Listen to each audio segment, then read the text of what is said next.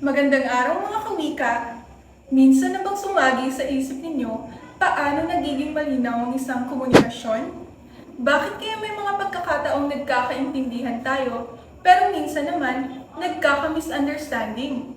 Sa video na ito, aalamin natin ang mga elemento ng komunikasyon, ang mga mahalagang sangkap na bumubuo sa bawat usapan, chat, tawag, at post sa social media. Kung ready ka nang matuto habang nag-i-enjoy, simulan na natin! Ang komunikasyon ay isang proseso ng pagpapalitan ng mensahe sa pagitan ng mga tao.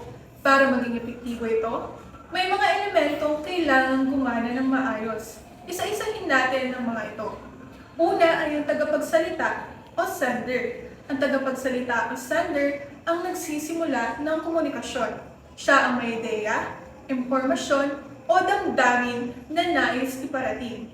Isang halimbawa nito ay isang guro na nagtuturo sa klase, isang kaibigan na nagkukwento, o ikaw na nagpo-post sa social media. Pangalawa naman ay ang mensahe o message. Ang mensahe ang mismong nilalaman ng komunikasyon. Ito ang ideya, impormasyon, o saloobin na ipinapadala. Halimbawa na lamang nito ay, may exam tayo bukas. O kaya naman, kumusta ka na? O kaya naman simpleng larawan, emoji, o kahit tono ng boses, ito ay mga halimbawa ng mensahe. Tandaan, mahalaga na ang mensahe ay malinaw, organisado, at angkop sa sitwasyon upang maiwasan ang kalituhan. Pangatlo naman ay ang tagatanggap o receiver. Ang tagatanggap o receiver ang tumatanggap at nagbibigay kahulugan sa mensahe. Halimbawa na lamang nito ay mga estudyanteng nakikinig sa guro o kaya naman kaibigan mong nagbabasa ng chat mo. Dito sa tagatanggap, hindi sapat na makakarinig ka lang o makatanggap ka lang ng mensahe. Mahalaga ang aktibong pakikinig at pag-unawa upang maging epektibo ang komunikasyon. Pang-apat naman ay ang channel o medium.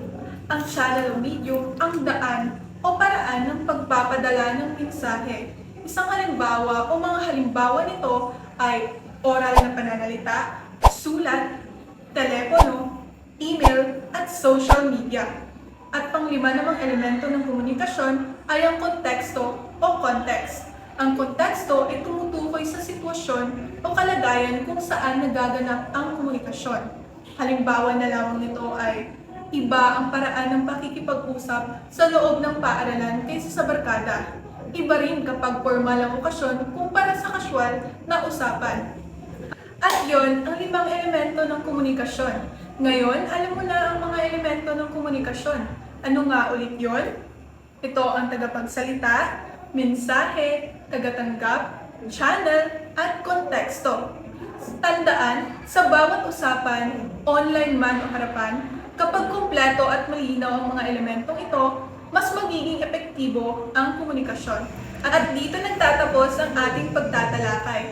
Kung may natutunan ka sa video na ito, huwag kalimutang i-like, i-share, at i-follow para sa mas marami pang aral tungkol sa wika at komunikasyon.